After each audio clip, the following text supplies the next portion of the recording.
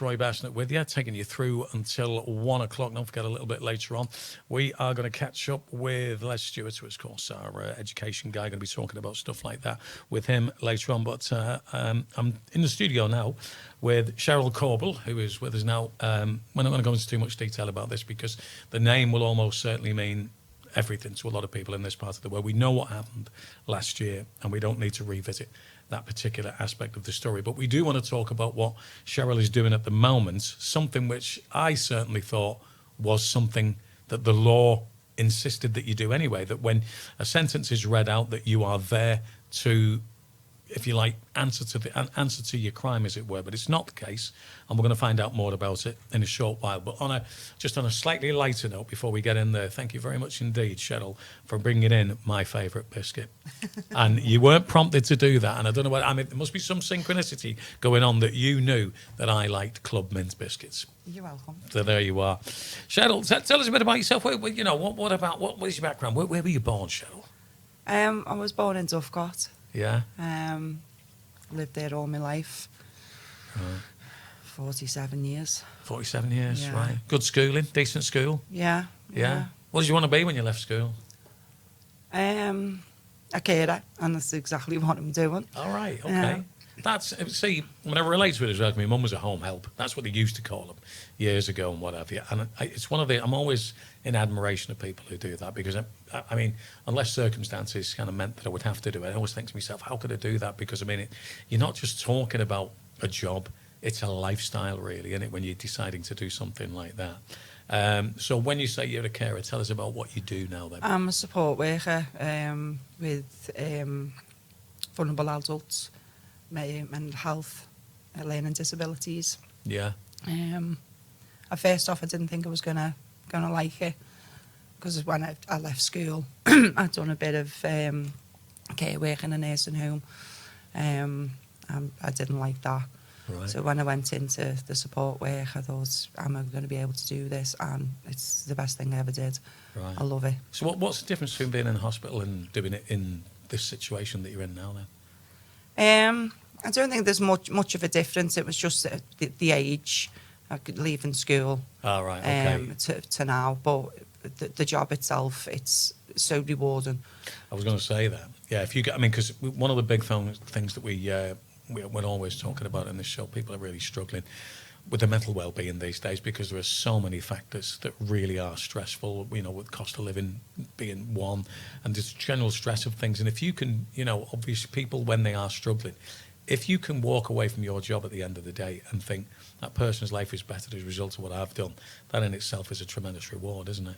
Yeah, just to actually see the smile on the faces. Yeah. It's amazing. Right. And I see the smile on their face. I'm actually going home with a smile on my face. Yeah, yeah. And is this, so are you going out to people or is this like in a residential place? How does it work? No, it's a residential house. They're in their own homes. Yeah.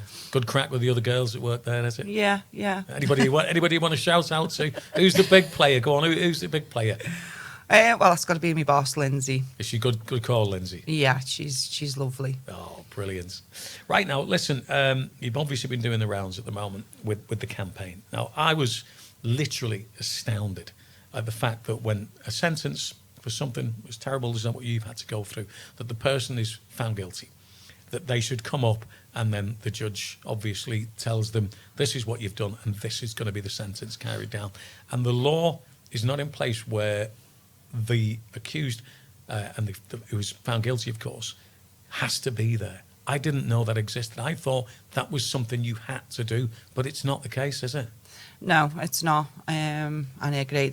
I thought it was something that they had to do until that day when I found out that he had the choice of coming up or not. Right. Wow. So I wonder whether or not he knew that. Did somebody present him with that choice? Or did he have no idea. Right. So when it came to that situation and he didn't turn up there, did you see that coming? Were you advised that he's not going to be coming up, or?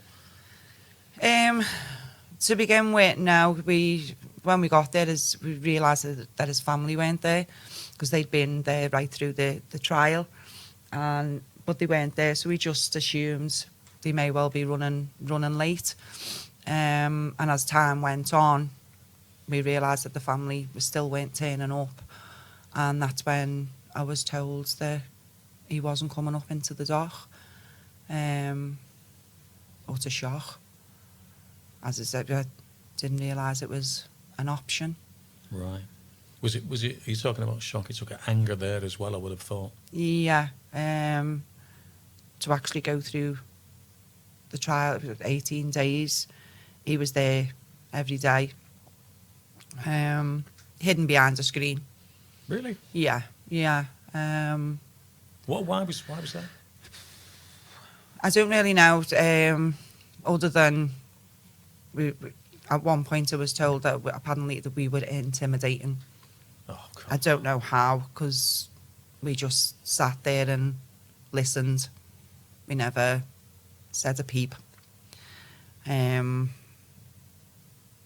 I went through the whole trial. Okay, I couldn't see him. Not that I really wanted to look at him, but at the same time, where I was sat, where where I knew where he was, that was the man that's killed my child. So come to the day of sentencing, that was my chance to address him. Because being on the stand, I was able to see him, but he wasn't there. See, I was, when I was watching it, and I thought, on a lot of occasions when these things happen, you think, well, the sentence doesn't reflect the crime. Fortunately, in this situation, it absolutely did. But it's just beyond my comprehension that all of this, that what you've just mentioned there, the screen, almost as if there was like a duty of care to the accused and not necessarily to the victims of this crime, because you're a victim, obviously, because, I mean, and all of your family and everybody's connected to it. And it just seems so unfair. Yeah, it was really unfair. It was all about him. And don't get me wrong, the police, the barristers, prosecutors, they were all brilliant with us.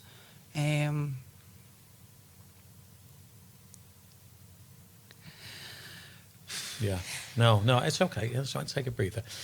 So, when the dust had settled on this, then, Cheryl, and you kind of can look at things in a bit clearer light, if you like. Where did the idea come from that this can't be right, that something has to happen here, that anybody that is found guilty of such a horrific crime as this should be in the dock there? They should be there to hear what the judge has to say about the rest of their life. When did the plan come together that we're going to do something about this and try and change the law? How did it happen? It was originally set up by Sophie Merrick at Radio City. And a brilliant journalist, by the way. And it Sophie was set up the day after the day of sentencing. But I'd heard about it, but I wasn't in the right frame of mind at that point to even think of anything, until Sophie got in touch and asked us if we would like to go to a summit that she was doing at Radio City. I wasn't too sure what it was about, so I went along, and we had a little talk, and there was a couple of other families there. Lisa Squires, Zara Lena's auntie, she was there. She was on video, and I took one of me family liaison officers and my best friend Gemma. So after it had finished, my best friend Gemma turned around and said it'd be a good idea if we could get leaflets together and go out and get as many people to sign as possible. And she said, we'll even go the whole hog and get T-shirts and whatnot. Yeah. So with that, that's exactly what we done. Right. I went out to printers to get the leaflets. Cheekily enough, was asking them for discount or Of free. course, yeah, yeah. But there was it's a lovely story when I went to one printers. They no longer done them. They only done garments, printed garments. But there was a gentleman in the shop, and he'd heard what we were doing. So when we went out and we got back in the car, this gentleman came over to the car, and he said, "Can I help towards the leaflets?" So we were like, "Yeah, how?" And he said, "Listen," he said, "I know who you are." He said, "I've just heard what you're doing." He said, "Here's £200." He said, "Towards your leaflets." Me and my friends were in shock. Right. I was like, "Thank you." And it was so quick. He'd walked off and he'd got in his car. I didn't even get his name. So with that, we then went to another printer's up in Walton Vale. And he started off with 5,000 leaflets. Wow. And 500 posters. Brilliant. So, this campaign, as it were, has really, really sprung legs now. I mean, there's kind of, you've been on national television talking about it. Where are you in terms of the momentum, the numbers of people that have signed the petition, the kind of, the endorsements that you've had from people of note? Tell us a little bit about an update on where the campaign's at now. Well, when we first went out to Liverpool Town Centre, and we were on a couple of thousand when Sophie started it, and we looked at it in the morning and then never looked till later on, just so we could see how the numbers were going. But it was later on in the night, and as we realised it's going to be when people are getting home and they've, sitting down, cup of tea, and the numbers, 6 o'clock, the numbers started going up. Right. And we needed to get to 10,000. And then I'd done an interview on This Morning programme. Yeah. And with that, it shot up to 36,000. Oh, right, brilliant. 10,000 in 36 hours. Right. And then I've done a couple of other BBC Breakfast, Granada reports, and the numbers are still rising. We've been out to Speak Retail Park, and we're getting together of other places where we're going to be going out with the leaflets. I think the thing about it is the numbers are going up. That's brilliant. That's what you want. But I would imagine a lot of people, when they hear you talking about that, coming back to what I said earlier, probably thinking, what is that? Not the law anyway. Yeah. So I think the more people fully understand that this is what's going on, that people don't have to be present at the sentencing, I think most decent people will think, oh, I want a piece of that. I want to sign onto the petition. How do they do that, by the way, if people want to get on board with this? They can go through Radio City. We've also got a Facebook page, which is Support and Face the Family, and it's also on Instagram, which will have the link to go on and sign the petition. Yeah. What about other things that you're doing away from the campaign and that? Do you have any other plans to have some kind of legacy of what happened? Because, your daughter was an incredible person. And, you see a lot of people who set up like foundations and things like that in the memory. Have you got any plans to do that? At the minute, the Karaoke Park, Incredible Edibles, they donated a patch of land in the park. And Liv's friends from school, they've been designing the garden. They've been potting their own plants and flowers. So that's a work in progress at the minute. We've got I don't want to say too much because it's hopefully getting opened on the 6th of August at Knowsley Flower Show. Brilliant. Oh, wow. Yeah. So we're going to open it then. Right. So there's a bit of painting going on. Are you doing the painting? At the minute, I'm painting the bench. Are you? yeah. But yeah, no, I mean that's a beautiful kind of like, you know, testimony to it. It is. You It's know? lovely because once September comes, the children from St Margaret Mary's, they'll be coming in groups every week, and they're going to be maintaining it. Yeah. And I've been asked the question as well of what would Liv think, and she'd be made up with it. Yeah. And the way I've looked at it as well is she wasn't, although she loved school, she Yeah. didn't like the academic side of it, of picking a pen up.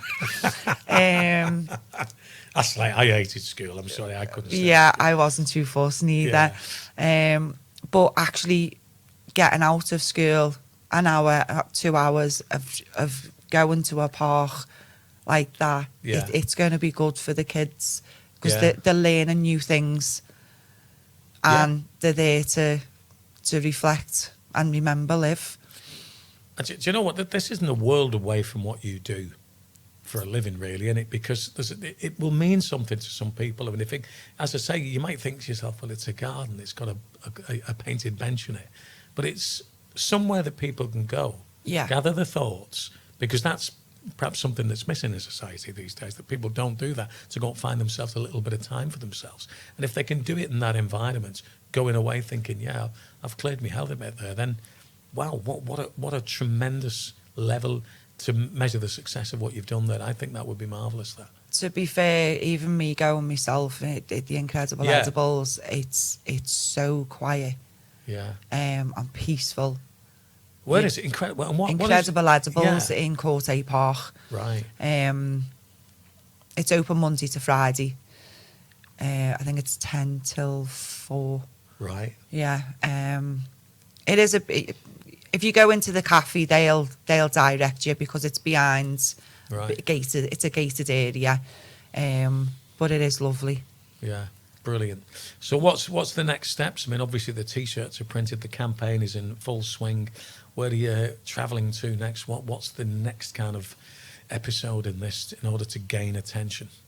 We've got a couple of small cities we want to hit, but then I think that the next big one's going to be Manchester. Yeah. Well, and yeah, of course it is. I mean, people, you know, the community came together unbelievably when what happened, but this is something that can happen anywhere. So the idea they're going to Manchester, spreading the word there, because it is, I just find it incredible. I keep going on about it, that this isn't the law. So if you could do that, I mean, that would be something for you. You could sit in that park thinking, I've made the world a better place if I can get that done.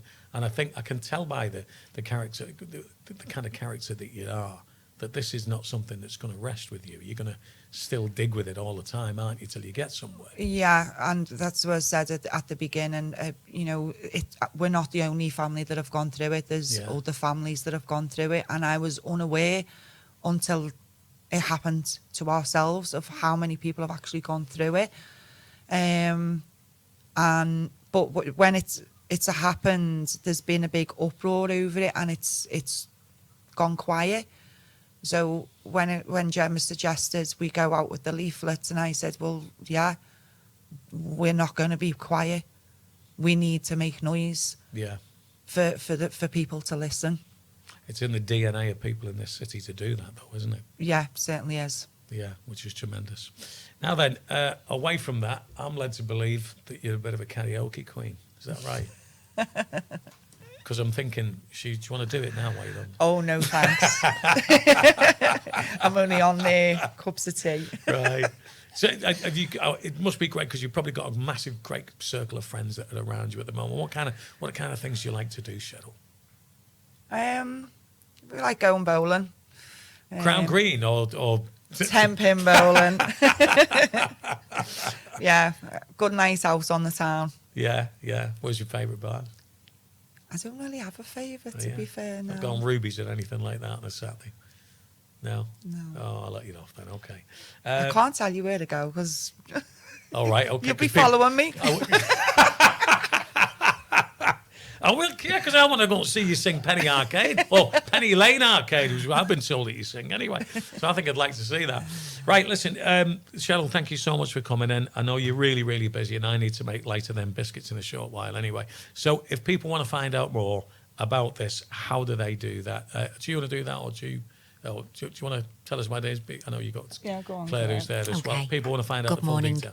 Morning. Good morning. Yes, if you want to help us in this fight and get justice and get this law changed, then what you can do is sign this petition that has been set up. We are over 10,000. I think we're on 28, nearly 28,500 at the moment, and we need to get it up to 100,000. Right. Now, the problem that we've got, Roy, is we've only got a few more months to do it. So there's a Because deadline, there is a yeah. deadline, and the quicker people do it, the absolute better. We don't need to know personal details. We don't get to find out what those details are. People just need to make sure they've got an email address. Go onto the petition. You can go on email. You can go on the Facebook page, which is the Face the Family page. You can go on Instagram, which is Face the Family. You can go on Radio City as well. But you can also go onto Google and type in government petitions. Yeah. And the actual name of the petition is "Introduce new laws to force offenders to be present in the court for sentencing." You know, what we found out the other week when we were in Liverpool, there's other people in this city that have had the same thing happen to them. And it's absolutely shocking. So we want to rally together, get as many signatures as possible, so long as you've got an email address, and most importantly, there's no age limit. So anybody who's got an email can get involved and support this fantastic campaign. And we will put the link on our website and all the social media as well, and hopefully we can get some ground. I've got to say, take this opportunity. You put the radio station rivalry out the window. Well done to Radio City for what they are doing. Sophie Medic, I know Sophie, brilliant journalist, and I really do hope that something amazing can come of this. Well, not so much amazing, something that is justified and the right thing to do. So hopefully it will be the case in that. Penny Arcade, should we play it? Are you all right with that? Right. See, I can't believe she thinks I'm following around there looking for the night out in Liverpool. You never know, I might do actually, yeah. There you go. Right, okay, Cheryl, thank you. Appreciate that, sweetheart. Thank you so much. Right, okay, it is 10:53, Penny Arcade. Let's have a listen to it. It goes like this.